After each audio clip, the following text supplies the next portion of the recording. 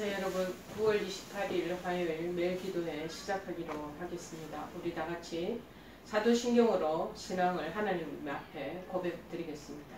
전능하사 천지를 만드신 하나님 아버지를 내가 믿사오며 그 외아들 우리 주 예수 그리스도를 믿사오니 이는 성령으로 잉태하사 동정녀 마리아에게 나시고 본디오 빌라도에게 고난을 받으사 십자가에 못 박혀 죽으시고 장사한 지 사흘 만에 죽은 자 가운데서 다시 살아나시며 하늘에 오르사 전능하신 하나님 우편에 앉아 계시다가 저리로서 산자와 죽은 자를 심판하러 오시리라.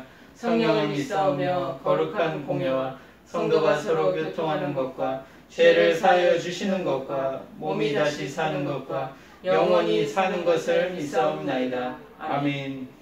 오늘 하나님께서 저희들에게 주시는 말씀은 신약성경 고린도후서 4장 16절에서 18절 말씀 보시겠습니다. 고린도후서 4장 16절에서 18절 말씀입니다. 페이지수로는 289쪽입니다.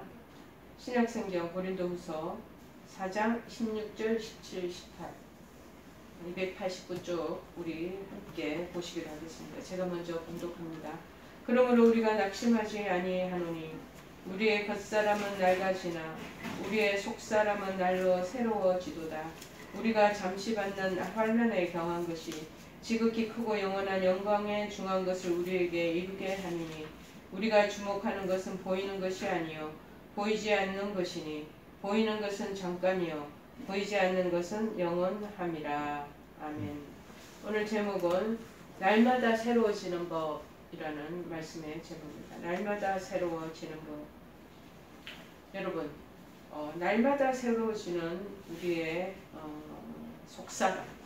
그 사람은 우리가 자꾸 노화되어가고 후퇴되어가는, 자꾸 이제 낡아지는 그런 입장에 있는데 우리 속도, 내 마음도 그렇게 같이 노화되어 가면 어떻게 되겠습니까? 그런데 그 사람은 노화되지만 낡아지지만 속사람은 날마다 새로워진다라는 말씀이 저희들의 큰 위로가 되겠죠. 현대사회는 끊임없이 변화와 계획을 계획하는 것을 요구하고 있습니다. 변하지 않으면 시대에 뒤처져서 경쟁력을 잃어버리기 때문일 것입니다. 그러기에 현대사회는 인류 최고의 문명의 혜택을 누리면서도 점차 어두워져 가고 있는 것이 아닌가 그런 마음이 듭니다. 그렇다면 오늘날 교회들의 실정은 어떠합니까? 세상을 변화시키면서 사람들의 심성에 열정과 변화를 일으켜야 할 교회가 낮잠만 자고 있다는 질타의 목소리가 높아지고 있지 않겠습니까? 특별히 이제 이 팬데믹 시대에는 더 그러한 요청들이 또 그러한 지탄들을 받을 만한 요소가 있는 것이죠. 그 당시에도 교회는 오늘날과 다르지 않은 것 같습니다. 초대교회 그 당시도 분쟁과 단파로 사분오열된 고린도 교회를 향한 사도 바울의 그 간곡한 권면을 통해서 오늘날 교회들이 진정한 영적인 그 각성을 어떻게 이루어 나갈 것인가 하는 고민의 실마리를 풀어봐야 되지 않겠나 그런 마음이 듭니다. 여러분, 19세기 영국의 소설가이자 극작가인 오스카 와일드라는 분이 있습니다. 이분이 쓴 책 중에 도리안 그레이의 초상이라는 소설을 우리가 기억하는데 평생을 이 외형적인 젊음의 아름다움을 유지하고 살면 행복할 것 같지만 그 사람이 우리의 전부가 아니라는 것입니다. 도리안 그레이 이 사람은 소원대로 젊고 아름다운 모습으로 그의 삶을 살아가지만 그의 초상화가 대신 나이를 먹어가게 되는 것입니다.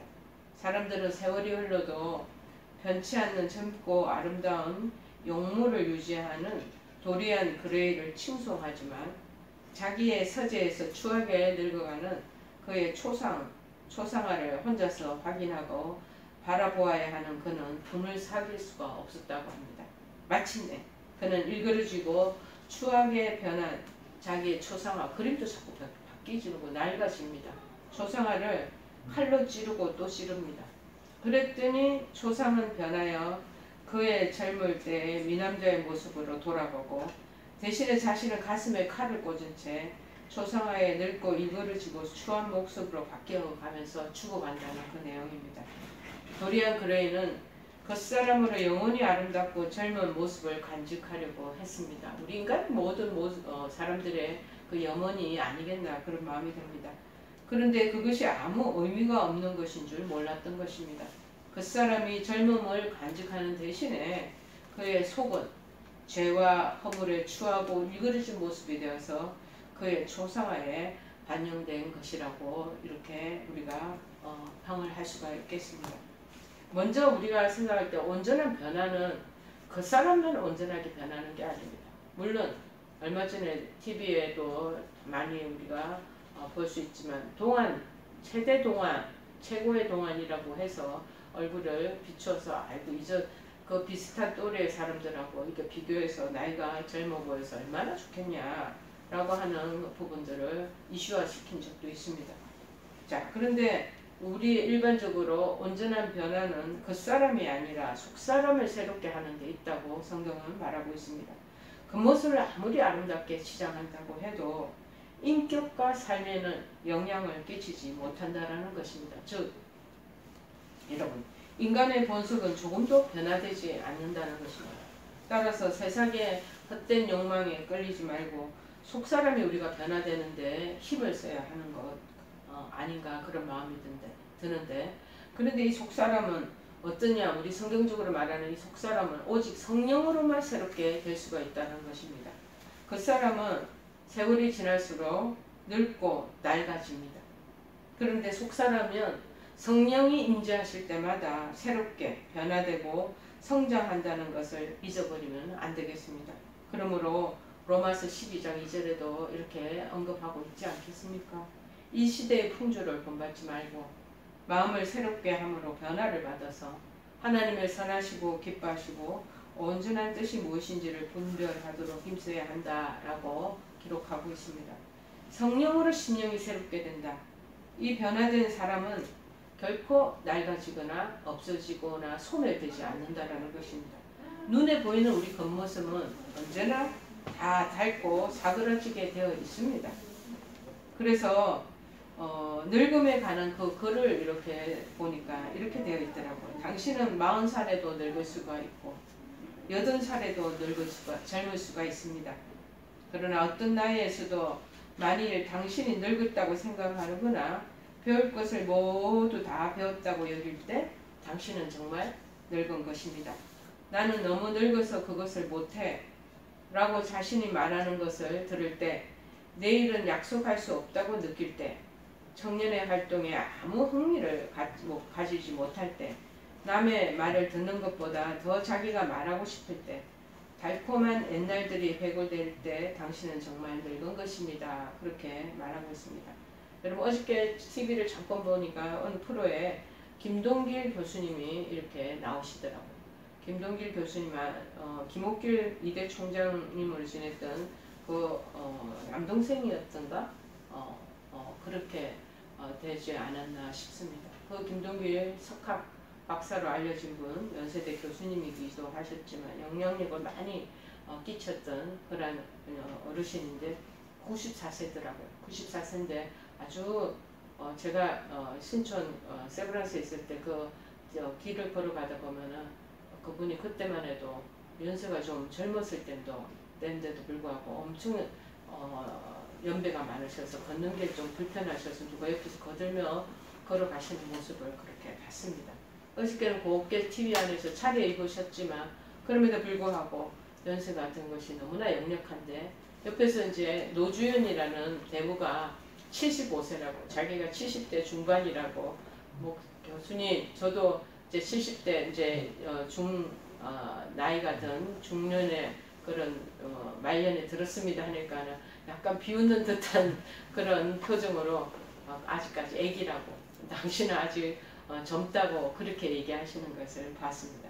여러분, 사람은 이렇게 나이 들어가는 것을 전부 다 싫어하는 것 같습니다. 그런데 성경에는 반드시 모든 사람은 다 늙는다는 것이죠. 지금 조금 반짝 젊어 보이지만 점차적으로 우리는 다 후퇴한다고 얘기하지만 속사람은 그렇지 않다라는 것을 계속 얘기하죠. 지금까지 우리가 인생과 세상의 역사가 그 사실을 증명하고 있지 않겠습니까? 보이는 것은 잠깐이에요. 보이지 않는 것은 영원하다고 말합니다.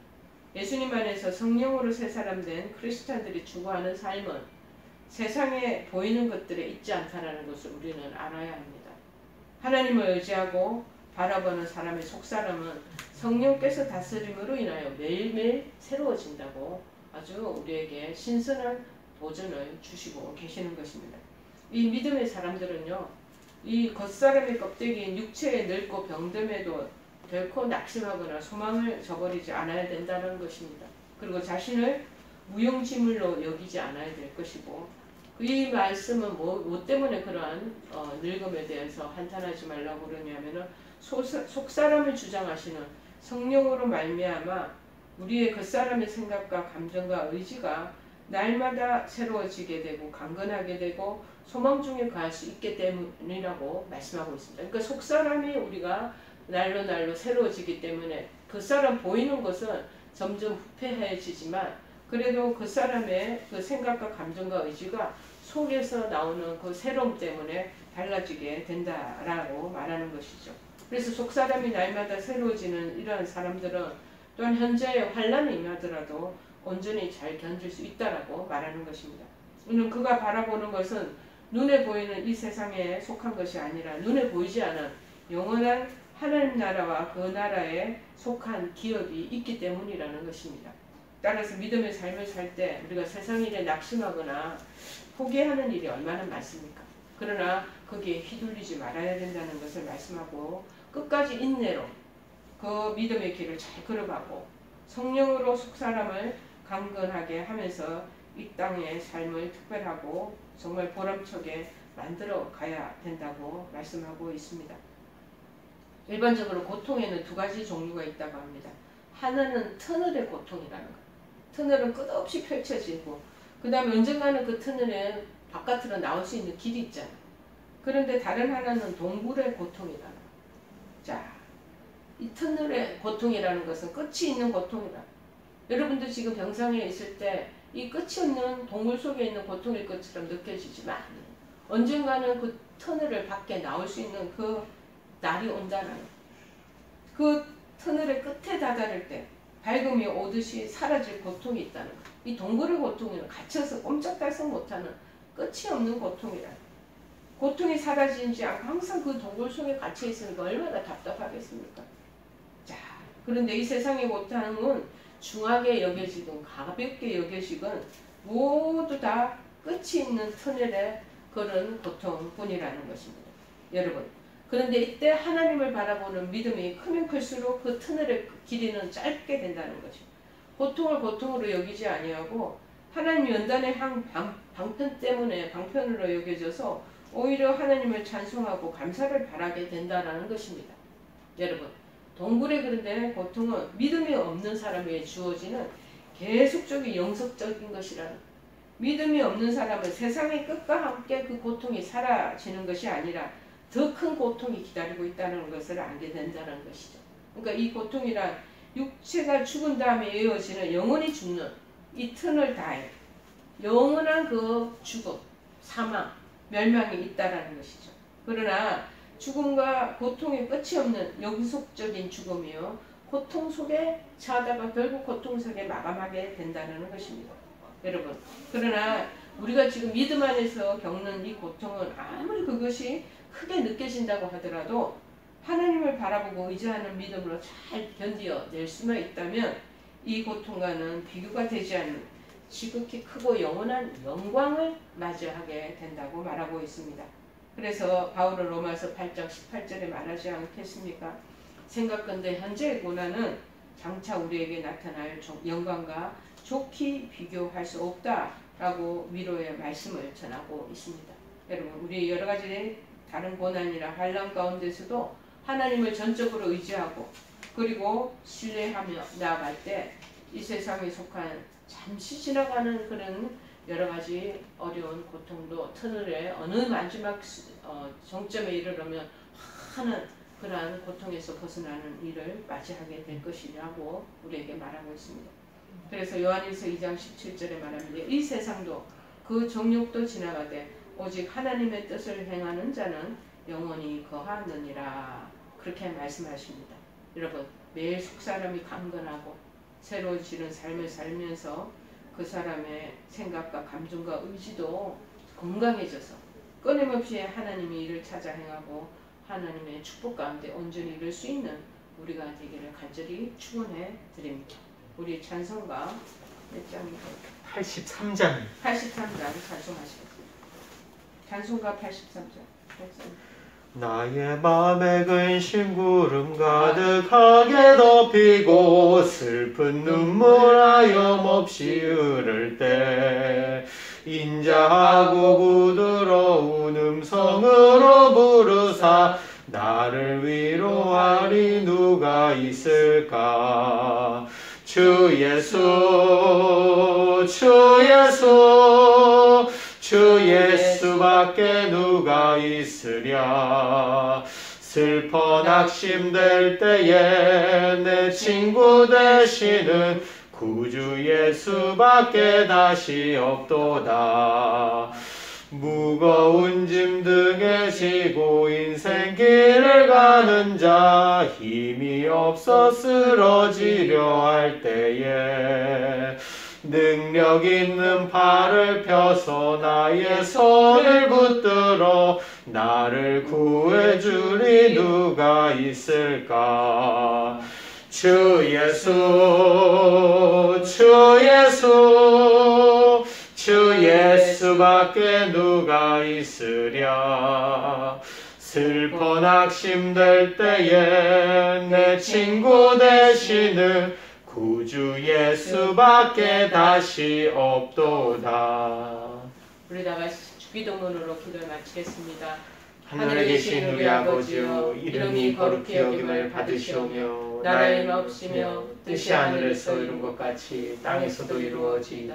오늘날 우리에게 일용할 양식을 주옵시고 우리가 우리에게 죄 지은 자를 사하여 준 것 같이 우리의 죄를 사하여 주옵시고 우리를 시험에 들게 하지 마옵시고 다만 악에서 구하옵소서. 대개 나라와 권세와 영광이 아버지께 영원히 있사옵나이다. 아멘.